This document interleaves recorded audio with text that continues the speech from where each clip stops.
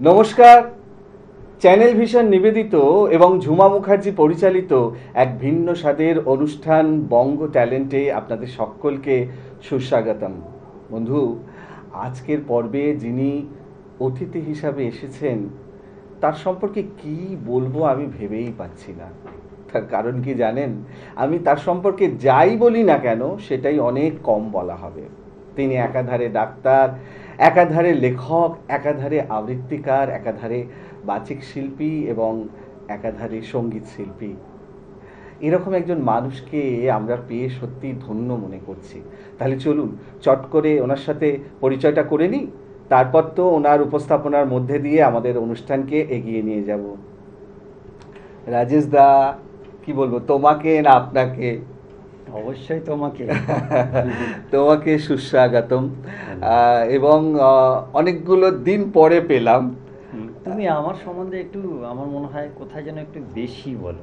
না, না, না, না, কম বলি।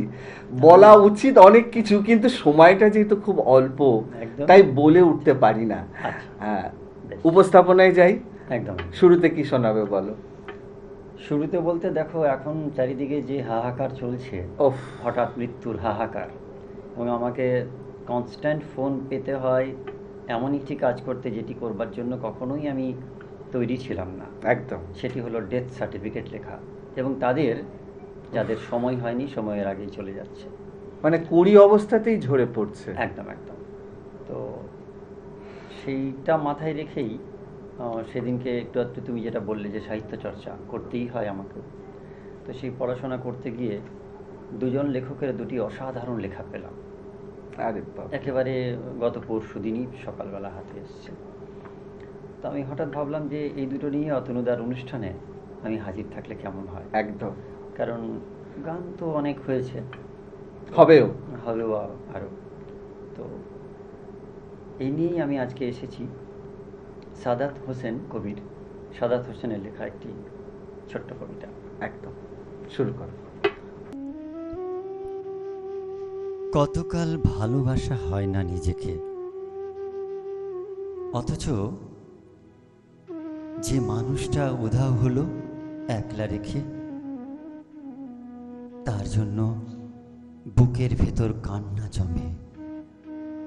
রাত্রি জানে ঘুম জমে না চোখের পাতায়, যন্ত্রণাতে।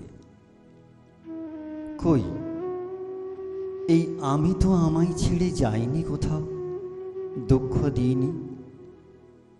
ওই যে মানুষ দুঃখ দিল, ভাসিয়ে দিল অথই জলে, যার জন্য হৃদয় জানল বিষাদ ছাড়া চোখের কোনো ভাষা হয় না, কান্না ছাড়া এই জনমে ভালোবাসা হয় না। তার জন্য তবু কেন বুক ভাঙল? গভীর রাতে গহীন কোথাও কুহক ডাকল। এবার খানিক সময় পেলে গুছিয়ে নেব কান্না এবং হাসিটুকু। নিজের থাকবে, নিজের জন্য মেঘ থাকবে, রোদ থাকবে, উদাস দুপুর, পদ্ম পুকুর নিমগ্নতায় চুপ থাকবে। ইচ্ছে মতো এই আমাকেই ভালোবাসবো। ভালোবাসতে বাসতে অন্য মানুষ, আজ কতকাল ভালোবাসা হয় না নিজেকে, আর কতকাল দুঃখ এবং দহন পুষ্প ভালোবাসতে বাসতে।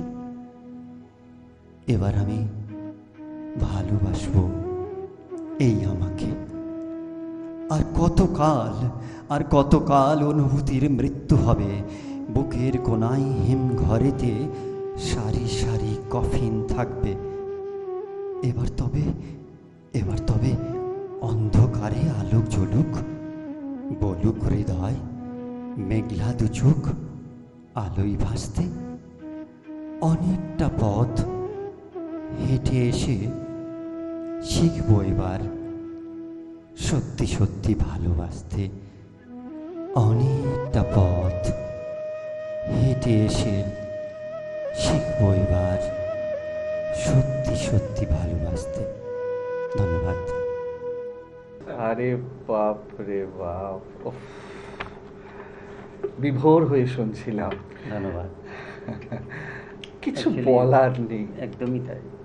মানে উনি হোসেনজি এমন সুন্দর লিখেছেন যে প্রত্যেকটি শব্দ এবং প্রত্যেকটি লাইনের মধ্যে কি তার গভীরতা, গভীরতা, অসীম গভীরতা। দারুণ, অসাধারণ। দর্শনটাই জীবনের এরকম, জানো, একদম কখনো মনে হয় ভীষণ গোলমেলে, কখনো মনে হয় বড্ড সহজ সরল শিশুর মতো। একদম। এবং যারা এই লেখালেখিগুলি করেন, আমার মনে হয় তারা যদি ডাক্তারি জগতে থাকতেন, বা যে সমস্ত ডাক্তারবাবুরা চিকিৎসা জগতে আছেন, তারা যদি এই ফিলিংস বা অনুভূতির মধ্যে থাকতেন, তাহলে মানুষ অনেক বেশি উপকৃত হতো।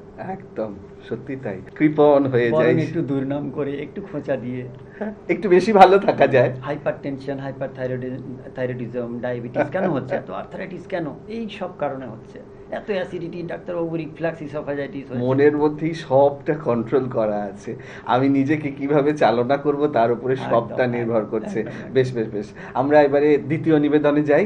একদম ইমরান কায়েসের লেখা একটাই জীবন বেশ, শুরু করছি। খুব দারুণ, সুন্দর, দারুণ। এটাও খুব সুন্দর। আহা হা। কবিতা একটাই জীবন, কবি ইমরান কায়েস। একটাই জীবন, বুঝলেন তো, একটাই জীবন। একদিন সকালবেলা জানলাটা খুলে দেখলেন বয়স হয়ে গেছে। ব্যাস, বেলা ফুরালো। দুদিন আগে দেখা মেহগনি চারাটা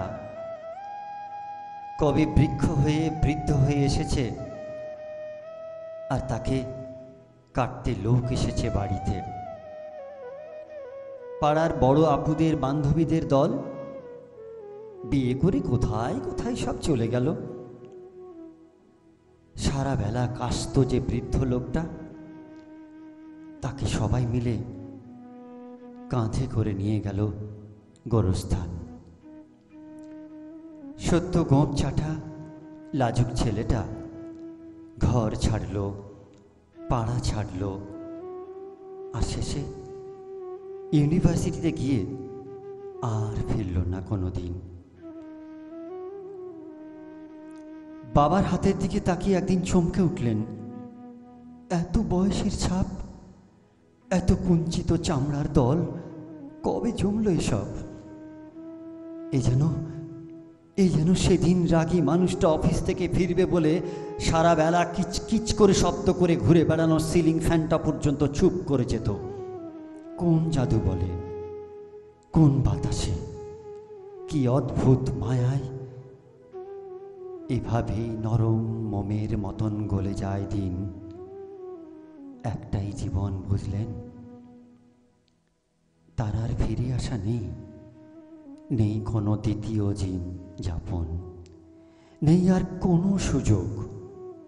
দয়া করে বাঁচুন, ঘুরুন, একটু বন্ধু হোক।